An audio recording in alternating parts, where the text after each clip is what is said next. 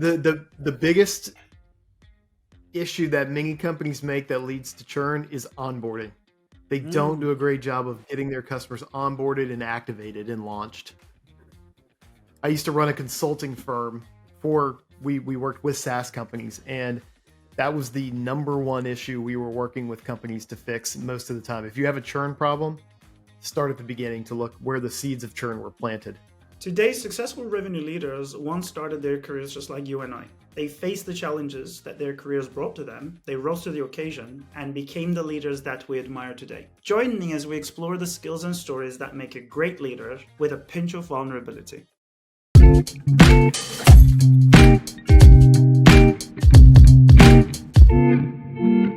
Hello and welcome to Sales Therapy. I'm your host, Alper Yurder. Grab a chair. This is your exclusive invitation to the therapy room, as leaders are going to be sharing their career-defining moments, their secret tips and tricks in their arsenal towards success. And I promise we'll always end on a positive note.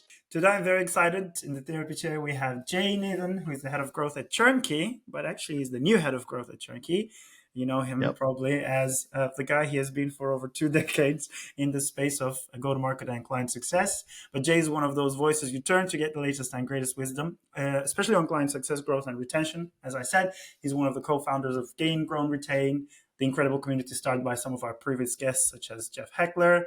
And Jay has over 20 years of experience in the software industry, a great career of commercial leadership at companies like Higher Logic, People Matter, and Snack. And after that usual very long intro, we'll talk about his success, the joy, the pain, and the journey that took him here. Welcome to Sales Therapy, Jay. How are you feeling today?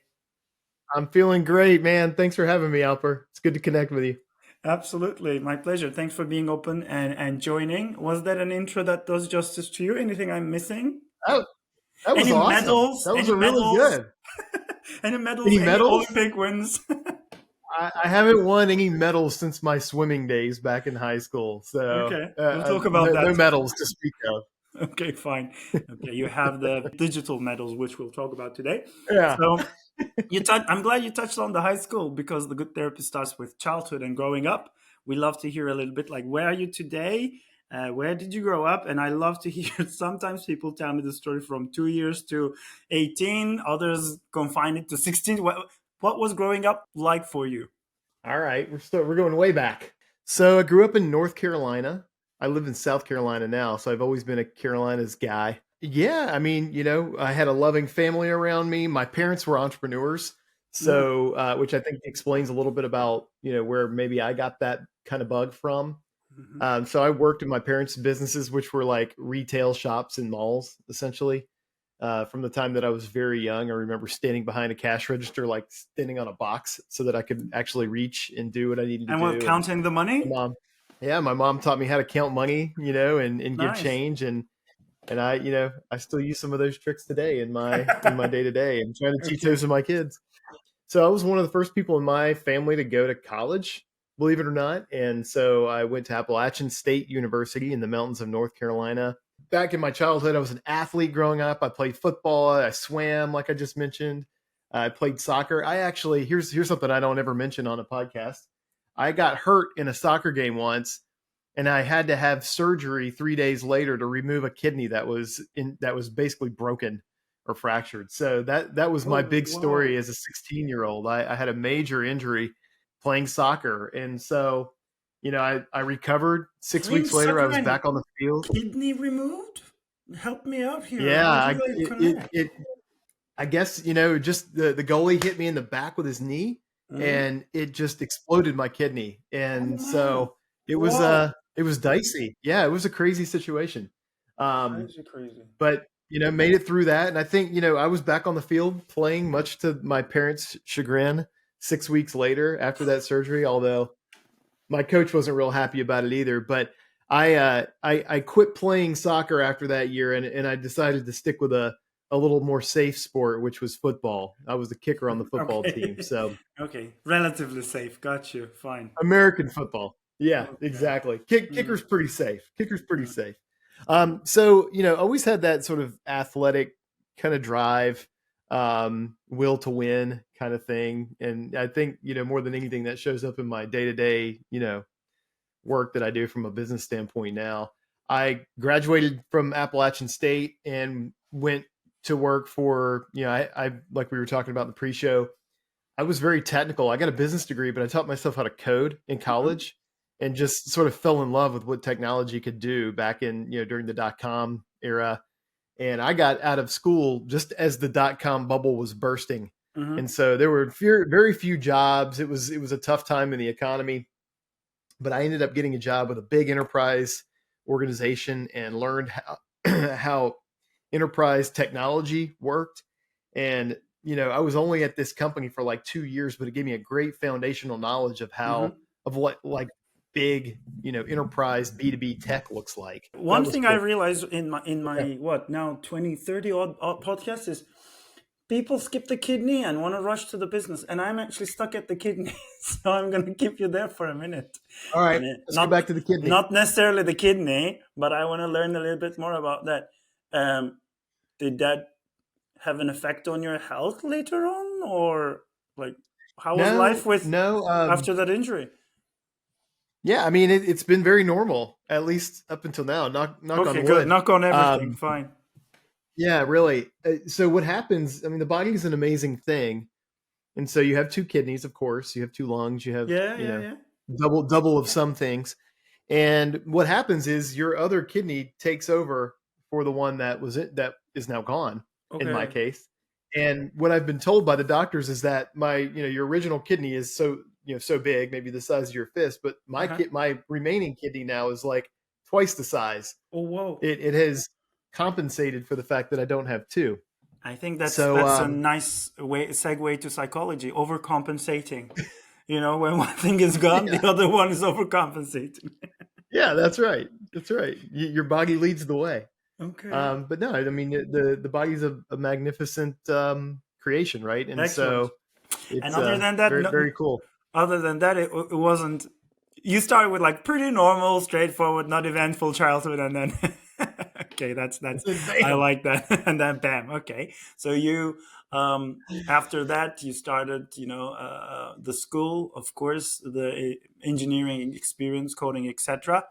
And during the dot yeah. com bubble, is that when you got to your first job? It was actually as it was, yeah, sort of in the middle of it, but Mm, toward the tail end of it, after it had started to burst. I mm, graduated from school in 2001. It was sort of messy at that yeah. point. I found a great job and it's something that allowed me to get deeper technically, which I wanted to do at the time, and learned a ton. And there's still things that I recall from those days, which helped shape the way that I think about the world today. I've been in B2B technology now for over 20 years. And, Yes. Well, I can tell you, you don't look yeah, it, Jay. To be well, thank honest, you. this will be so I weird to say, appreciate but that. you look so much younger than your LinkedIn profile picture. Oh, And really? I'm happy to edit this out if you prefer to. But I think Fine. yeah, when I thought I was gonna meet a slightly older looking gentleman, and somebody who looks very much more like me is I'm not young at all, by the way. I'm 38, so yeah. You're young. You're Okay. young. Well, So I look older in person. You can't see all the gray from where ah, you sit. So. okay. Well, if anyone's watching this, I think they will definitely agree with me. And I had an old friend of mine now, ex CRO of Open, now CRO of Aviar, and I was like, "Dude, like you had such a crazy career. Like, how do you still keep your hair?" And he was like, "Well, the same way that you do. So it's good that we have our hair on our head yet."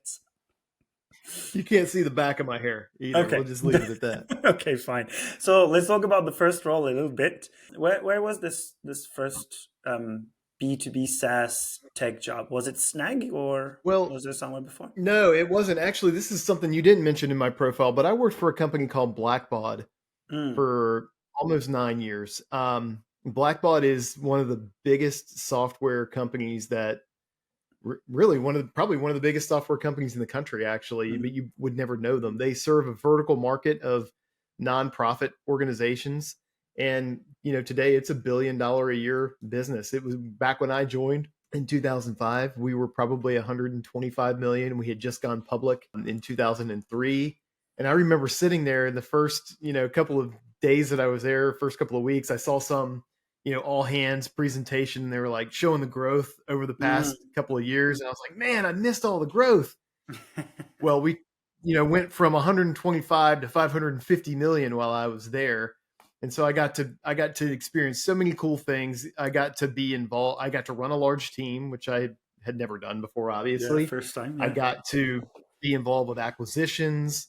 I got to help launch new products. I was on a tiger team of people that were launching a new product into a new market. We literally sat with our CEO and all the executives of the company every Friday, having like a cross-functional working team meeting about how to get this thing into the market and do it efficiently. And so just, some days I couldn't believe I was still there because it was I was there 5, 6, 7, 8, almost 9 years. I Yeah, that's had a so very many long fond time. memories. I guess for Yeah, anybody and it's listening, certainly like today. more junior in their career, what is the average tenure of a CRO now? Like 18 months, whatever, Yeah, 2 years. So I think 9 years is exactly. pretty massive. By the way, yes, of course, I couldn't mention everything in your career because it's just full of too many successful things. But I'm gonna dive into some of them now. I'm actually very Cool. curious to Good. start with your leadership journey, and you already mentioned, the first taste of that. What does it mean to be a leader? And then you continued that story with places like Snag and People Matter. Let's start talking about that period. I always love to hear the highs, and I also love to hear the lows, because Mm. one thing is we all share the highs very candidly.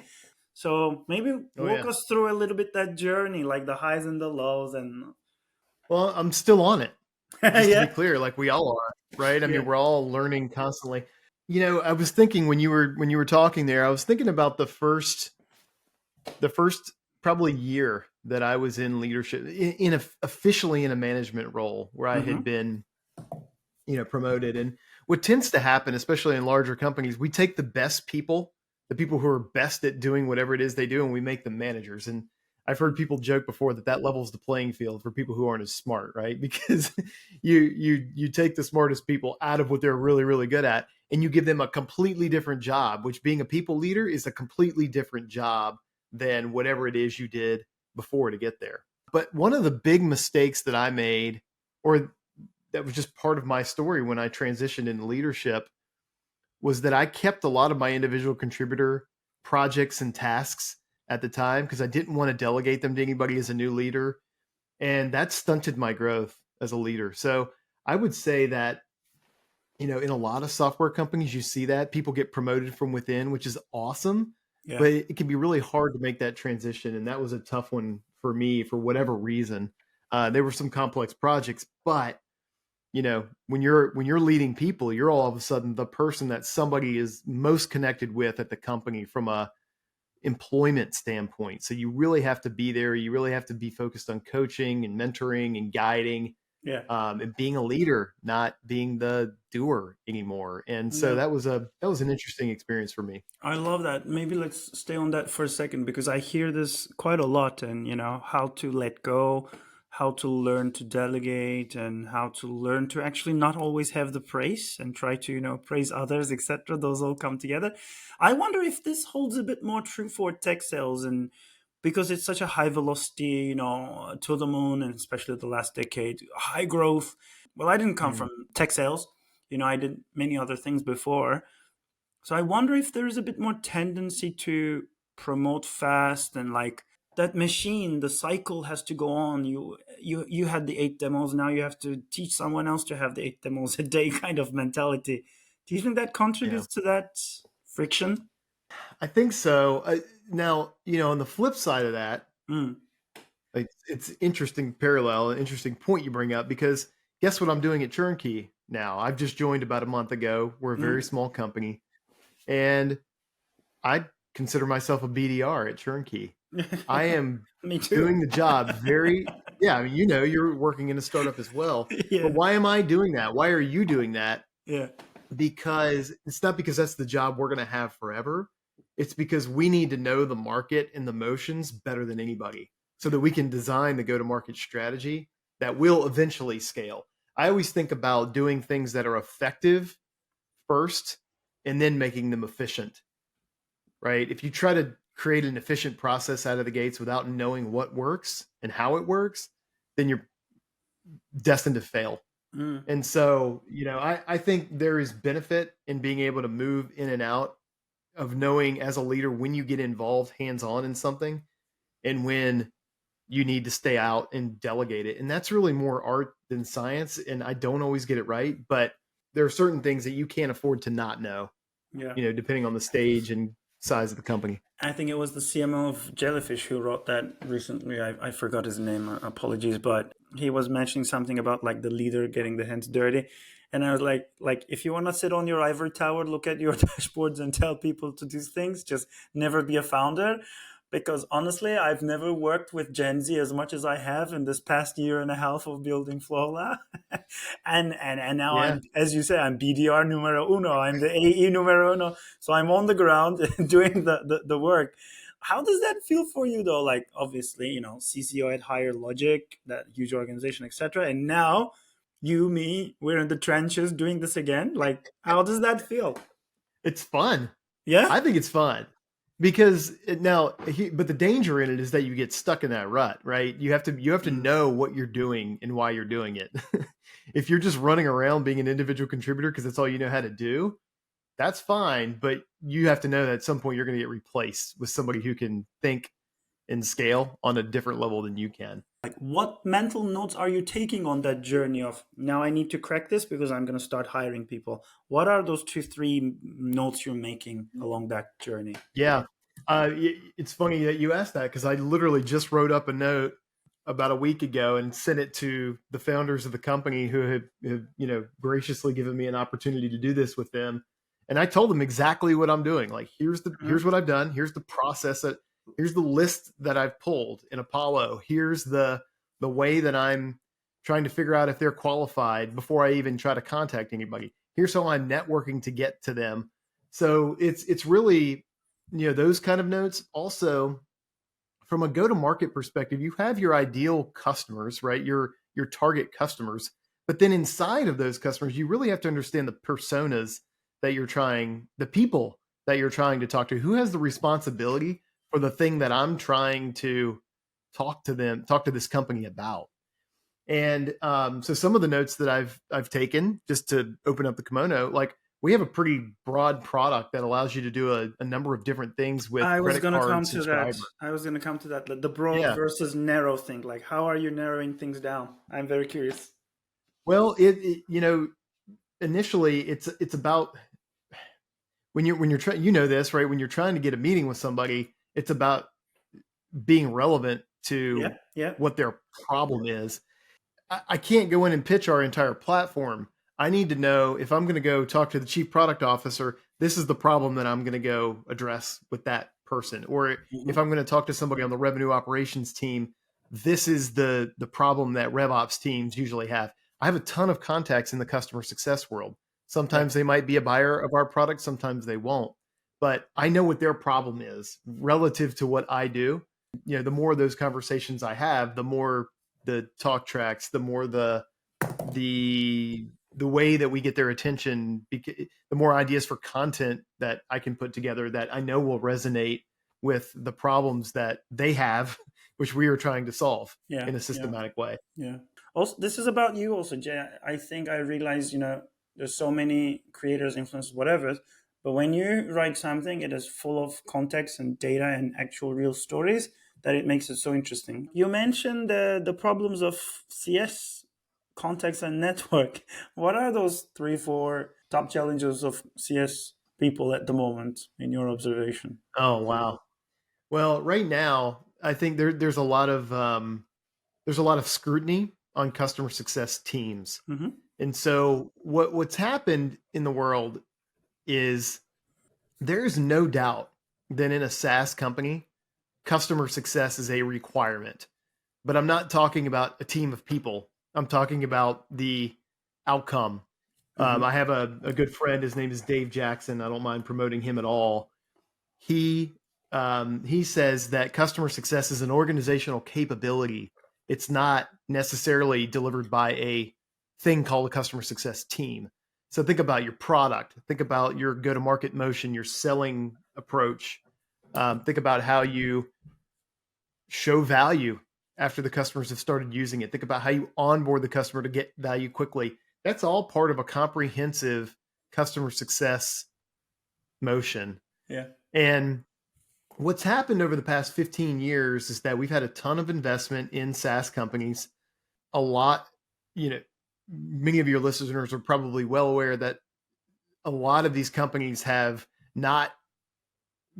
not delivered on the results that they needed to have the valuations that they had at their last fundraising round. They're upside down, just to say it really simply, right? Yeah. But with all the fundraising that's happened in the past decade with zero interest rates and plentiful cash, Yeah. we've built these teams and we've done a lot with humans that should be automated and should be done in different ways through the product, through tooling, and we've thrown people at it. So I would say right now, the biggest challenge that customer success teams have is justifying their own existence relative to the cost scrutiny that's now present in the SaaS industry. Really? I mean, that's so interesting. That would be so contrary. I think you started your train of thought was very much in line with what I had in mind, but now I'm a bit confused. Let me explain. To me, at the end of the day, you build the best product, but like competition is on product and price. I think like there's 10, 15 other products that can do what your product does to some level, right? That's right. So then when people ask me things about, okay, I want to do this with Flowla, how do I do it? It's more they're actually tapping into my knowledge, my best practice, the human. So, okay, if you send a flow like this, it's going to, improve your chances of closing. No. At the end of the day, I'm trying to build that into the product, right? But it's the human knowledge. And I think that is the element of service, customer success, whatever. So to me, I see the customer success function, although I started from sales and my first CS colleagues maybe hated me for just being a sales guy. Then I understood what it is. And to me, it's so crucial and fundamental. It's right in the middle. So am I getting this right? Are you saying CS is trying to figure out their role in all this? Or maybe I got it completely wrong? No, I think you have it right. So a few things to unpack there. So what you said is absolutely correct. That is what we're trying to do. We're trying to make sure the customer is activated and that they understand how they're going to get value out of this product and how to get more value out of it. My suggestion here is that a CSM is not the only way to accomplish that. Customer success manager, yes, I agree. We have to do that. If customers don't get value, if they don't get onboarded appropriately, if they're not getting coaching and mentoring and guidance along the way, how can we keep them in the long run? But the question is then, how do we deliver that kind of experience to the customer? You have to have a great support team, right? You have to have a support team is different. It's more reactive. I have a problem. I'm going to tell you about it and you're going to solve it for me. That's what support does. That experience needs to be smooth, fast, and seamless. Not delightful. Delightful doesn't matter. What matters is low friction for me as a user. Yeah. Low friction, yeah. Right. Now, what you bring up is a really good point. How do you use our product to do your job better? That is really customer success. Okay. That can be done in a bunch of different ways. Again, through the product. A lot of these products that are out on the market today have not really been designed for customer success. Can you see the results that the customer is getting even as a CSM or as somebody that's sitting inside of the company that's selling it? Yeah, it's how would almost you like coach the customer? You need another product to coach how to use the product. It's almost like in many of those instances. Yeah. Okay. Yeah. Or a community or a knowledge base, right? The reality is if you sell a high dollar product, if your ACVs are, $10,000, $20,000 plus, then you could probably afford to spend more time one-to-one with each customer. But if you're selling a product for $2,000 a year, which many people are, right? How do I do that at a cost-effective clip? Yeah. Well, I hold webinars for my customer community. I, publish a knowledge base. I send them emails every week with tips and tricks on how to do things better. I personalize emails that say, hey, here's what your results have been over the past 30 days. And here's some recommendations automatically generated that you could use to improve your results with our products. So I just think there's a lot of different ways to come at it. And hiring a team of CSMs isn't always the right answer. So now my follow-up question to that would be, we'll come to the experience now at Churn, etc. But before I go to that, as a CCO at Higher Logic, like, huge company, blah, blah, the tools and tricks and methods and strategies that applied there are going to be, I guess, different from a smaller startup or, somebody at their series A Yeah. or B. What were some of the issues you were dealing with at that time? What did you learn from there? And to what extent they apply to a smaller organization, or do they? It's a great question. So, basically, like, what are the challenges in a larger organization, and how do they relate to those in a smaller organization? The bigger the organization is, the more work it takes to just create alignment on a day-to-day basis. What is our strategy? What are our plans? What are we focused on? What are the metrics that really matter? There's just a lot of repetition. And I think that repetition is important in both large and small companies. You have to have a North Star. You have to know what you're pursuing and why. People people get a lot more excited if they know they're part of something bigger Of course. than just, making their next sale or making sure that next renewal happens or having that next call with the customer to drive adoption. So those things apply, but they apply differently because you don't have to have as much rigor in a smaller company as you do in a larger company in terms of how you communicate those things. But the frequency does need to be there. Other than that, I think, as you scale and get larger, the processes are just a little bit more heavy because you've got a lot more volume to deal with, frankly, where, we might have several hundred customers at Churn. We Mhm. had thousands of customers at Higher Logic with different Mhm. renewal dates, and you have to run, more robust processes to manage those things. But at the same time, what's really important, and I'll say it in reverse, things that early stage companies do really well, they Mhm. just move quickly to solve customer problems because they know it's a life and Yeah, of death course. thing. Yeah. Larger companies don't do that as well. And Mhm. I think if you look at companies like HubSpot, they've done a great job of it, right? They've created new products. They iterate quickly. They build very smooth user experiences into their products. So they really do move like a small organization, even though they're really, really big these Mhm. days. So I Mhm. think there's you could take good and bad from either and apply it in either Mhm. direction. Okay. And to close that leadership section, my last question would be then, it sounds like you've got it all figured now, and I know you're in your journey, but it sounds like you've got it figured. I'm going to ask you, how did it feel to have that title for the first time? CCO, Chief Customer Officer. I don't get hung up on titles that much. I guess it's Okay. easy to say, but Oh, I okay. mean, Let's move on then. okay. No, I'm sure that, I mean, of course we say that, but at the end of the day, I think titles mean something at the end of the day. To me, at least it did in Well, my career. they do. They do. And I, one of the titles that I was most proud of was being promoted to a director at Blackbaud because it was a big organization and that was not a small promotion. Okay. So, I guess I was being a little magnanimous by saying I don't Yeah, care yeah, about yeah. titles, but where titles are more important is when your customer is looking at you. Like, who am I talking to? Like, Mm, that's really key, right?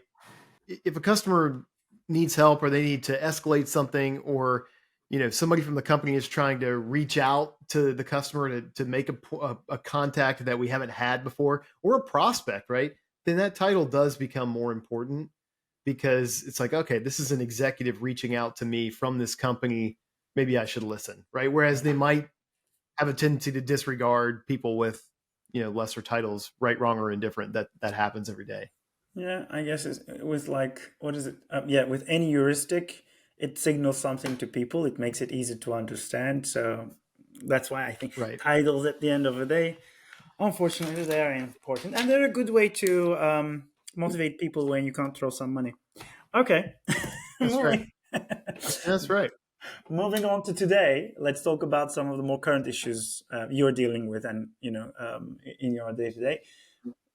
So you've been an advisor to Turnkey. Can you tell us a little bit Yeah. about that, and then the move from being an advisor to actually being part of the operating team, a leader in the team? How was that experience for you, and why did you make that move? Great question. So, yeah, I joined Turnkey as an advisor back in August of last year. And, when you get old like us, Alper, people look at your I don't experience and accept that. I love the pause They though. look at I love your. the pause for validation, and I'm not accepting it. I expected a little pushback there. Yeah. They well, people look at you and say, "Hey, like this person's been active in this particular industry. We're trying to grow in that particular industry, and maybe there's some help that they can provide." So an advisor is really someone who can help open doors Hmm. for the company. It's someone who can maybe give some guidance. It's sort of like a board role. It's not a board. I'm not a board member of Turnkey, but it's like a board role where you can say, from arm's length distance, say, hey, Yep. like here's a way to think about some things. You've probably got advisors in your company. I hope you do. So advisors play a really important role in a couple of different facets. I mean, maybe even just a shoulder to cry on for the CEO, Yeah. Yeah. right? Yeah. Or Yes. or the founder. So, but the the reason that I was open to joining as an advisor is because the company they built a great product. They have a great team. Oh, look at that little bubble popped up, Yeah. Yeah. Yeah. That pops up. and they're in a market that's growing. Those are the three things you really want to look for when you look for a company that you want to be involved with in any way. Do they have a good team? Do they have a great product? And is it a market that's growing? Those are three things to always look for in any career move. And I found all three of those with Turnkey. And I got really excited about the business that they are in, and I knew that I could add something else to what they were already doing, which is important for me. And so, I left Higher Logic in December, and the timing worked out great for me to jump in and start helping these guys on a more operational day-to-day basis. And so that's what I did. I mean, Excellent. my goal is to help them grow fast enough to, it's sort of a fractional role today, but my Hmm. goal is to help this thing grow fast enough where this becomes my next full-time gig because I believe in what they're doing. Oh, So wonderful. So you have full incentives to make it work then. Well, I love that. that's right. Uh, Yeah. and in the day to day, you already mentioned you're getting your hands dirty with the go to market, etc. By the way, I think everybody would like a peek at your go to market notes if you share them at some point. You know how people are doing these LinkedIn Mm. things and you have to comment to get them. Maybe you do one too, Yeah. but what are you That's a good establishing? idea. Yeah, I mean, you don't need it, but what are you establishing right now? Like, what's that phase? Like, when will you feel like, okay, I've established this first phase, now on to the next phase? Yeah, it's a good question. So I've been here about a month, and what I have been doing is I think I told you this before the show, but I've become a BDR. I'm Yeah. prospecting every day. I spend 2 to 3 hours a day prospecting, and number one, I'm doing that because we actually don't have much of a marketing motion for mid-market and enterprise. We Mm-hmm. Most of what we get today, and we're growing very quickly today, even despite this, comes in inbound with very little marketing. The team has just built a great reputation in the market, and people are starting to find us and come inbound. We believe there's an opportunity to take the product that we have today, which is enterprise grade, and move up market with it, which is my mandate. And Okay. so what I'm doing is going out to the market, trying to generate as many conversations as I can and figure out who What is is it it that that I'm you need? selling to? Who are the personas? Like, what does an ideal customer look like? And so that we can then begin to go create marketing campaigns. We can go create a more robust BDR outbound selling program. Like, my network is not going to take this company to 100 Yeah, million in yeah. ARR. It'll get us somewhere to start with, but the goal is to leverage my network and some of the contacts that I'm able to make to learn about the market so that we can go tell our story more broadly and in a more scalable way. Okay. So that's the first step. That's the Hmm. first step. The next step is really then to start laying down the first, I guess, marketing tracks. Like, Okay. what kind of paid attention do we get? What kind of earned attention are we going to go try to drive? Where do we need to go play that's not our own? That's not our own media, right? Like, Okay. where do we go participate? I think I figure the kind of challenges you're going through. So this was your therapy so far, where you were sharing with us the problems you're trying to solve, right? But now I'm going to put you on the therapist chair. And this is a new All section right. that I'm trying, and feel free to answer in your own way. But no matter what, I'm trying to get to, like, for my own egoistic reasons, practical tips from leaders, and I think people who are listening to this are enjoying, and then this goes to our media hub and etc. So I'll have a few rapid fire question types, if you don't mind, for you. Okay. All right. So maybe let's start with that last point that you mentioned, that move from mid market to enterprise. Everybody talks about it. In your experience, like, is there like one or two things that are a must have to go up market? Well, I think one of the biggest challenges for technology companies today is data security and privacy. It Mm, just it just is. You can have a beautiful product that yeah, meets a need in the enterprise space, but if you don't have your security certifications and you have issues on the data and privacy side of things, you're never going to get it in to even mid market. yeah, And by the way, maybe we should do some definitions. I think about looking at like the tech space. SMB typically 200 employees and below, mid mhm, market 200 to about 1,000, and then 1,000 and up being enterprise. Even mhm, though 1,000 employees is pretty much a small enterprise yeah, business. But if you don't have a really strong security stance, it doesn't matter how good your product is, you won't be able to get it in. I think you also need, when you're moving up market, you need people who understand a team purchase environment and know that the first person you make contact with is probably not the person who's yeah, approving the budget yeah, for this purchase. So, it's just a matter of sort of understanding the organizations that you're dealing with and becoming a student of that, yeah, right? No matter what industry, you could be selling into healthcare, you could be selling into manufacturing or retail or e-commerce or SaaS like we are. And you really need to become a student of those industries, right? yeah, So that you know what the trends are, how those organizations typically make decisions. yeah, That's just non-negotiable if you're yeah. really going to create a motion that scales. I think the first thing that you mentioned was definitely the first thing I would have mentioned. And on that second point, around, team selling, definitely you're selling to a panel. And that's kind of my experience, has always been like a decade of enterprise sales. That's why I started building Flola. And now I have these startups building to enterprises, selling to enterprises. And sometimes they come and say, I thought my champion was X, but then I saw this Y appear out of nowhere and engage with the content, and that was actually my champion. That's how it helped. I mean, that's the story of an enterprise sales director or whatever trying to figure out, the complexities in a deal. And I agree with that. Yeah, that's right. You got to understand it. This next one is, you have a whole newsletter, and on there you sometimes talk about, CS and sales collaboration. I think that collaboration inherently has a lot of friction, and some of my Yeah. leadership career has been trying to figure out to remove those frictions. Do you have any sales to client success collaboration slash handoff tips that these work like magic no matter where you go? Sales to service handoff tips. You know, there's depending on the size of the deals, like there's some threshold at which, you know, documenting the value prop and the players, like some of the basics that you capture during a sales process. What is the customer trying to achieve? You have all those conversations during a Yeah, sale in yeah, theory, yeah. right? You You should. really have to connect. Salespeople don't have a choice. They've got to connect the product with some kind of tangible value for the customer, or it won't get by the CFO, not in 2024. So those conversations are all being had. The thing that I find missing most often is just a quick summary of those points, right? That alone would make a huge difference to the team that's onboarding the customer, the team that's got to manage the customer in the long run.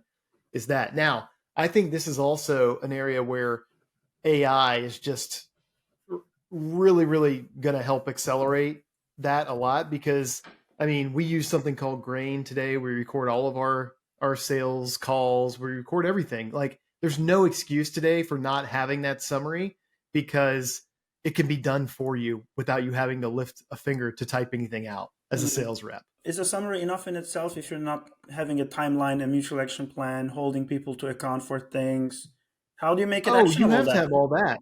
Mm. You have to have all that. I'm just talking about the sales to service handoff, Mm-hmm, right? hmm. Which is, give me the context. If we just start with context, we'll already be doing better than 80% of the companies out there, Yeah.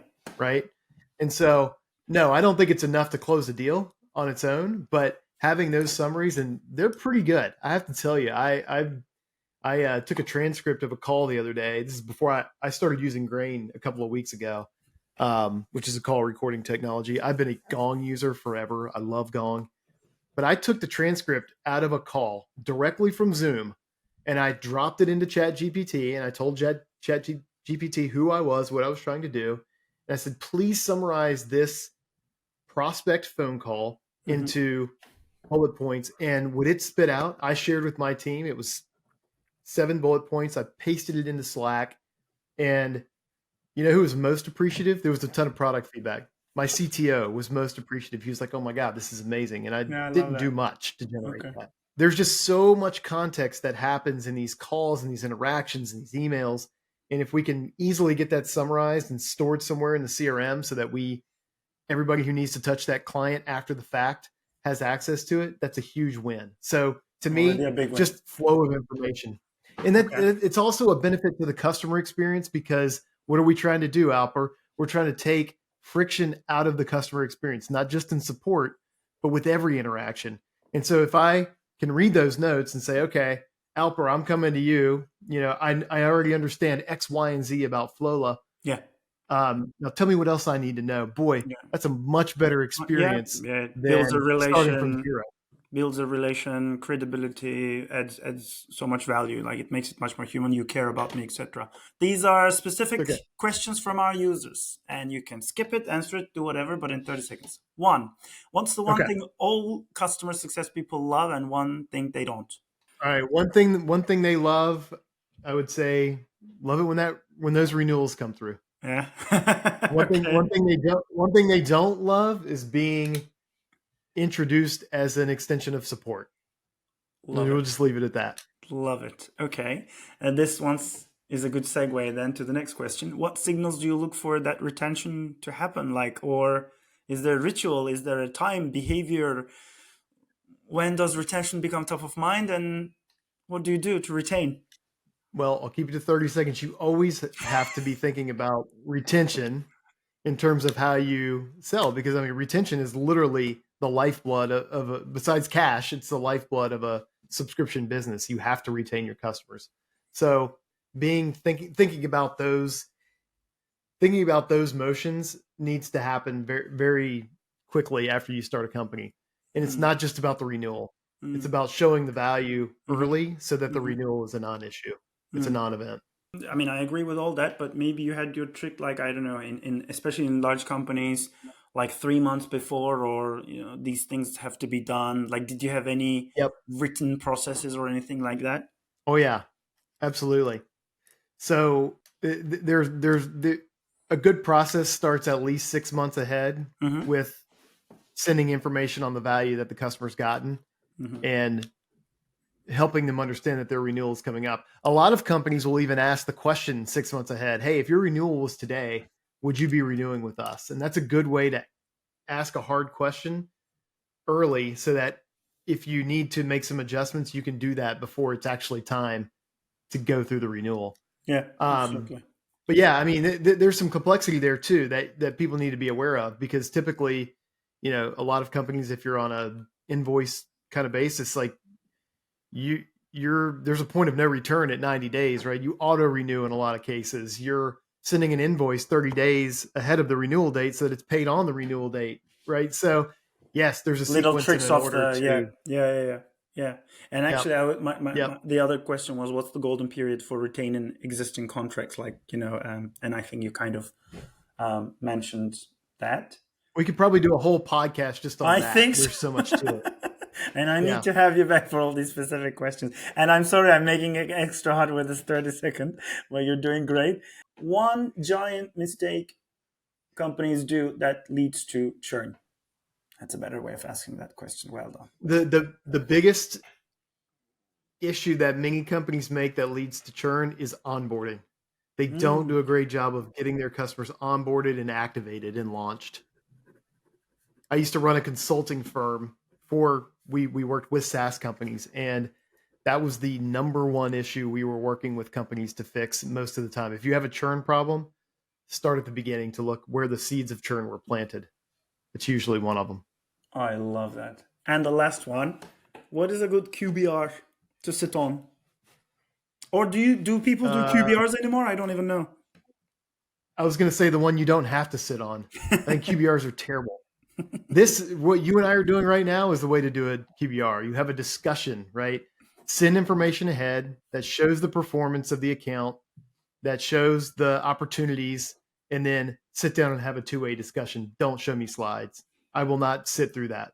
As an executive, I won't do it. I love that. So, Okay, so we'll. yeah. Excellent. Let's finish on a good note now, Jay. Is there hope for the world of tech sales? Is there hope? Mm. Is that what you asked? Is Yeah, there that's hope? the question. Is there hope for the world Of of tech course. sales? I think, yes, I think sales is a highly noble profession. I think we have really tried to over process it and make it into more of a machine than it is probably ready to be in most companies. Selling something is all about two-way exchange of value, Yeah, right? It's not about features. It's just a two-way exchange of value. And I think to sell something, nothing happens until you sell something in a software company.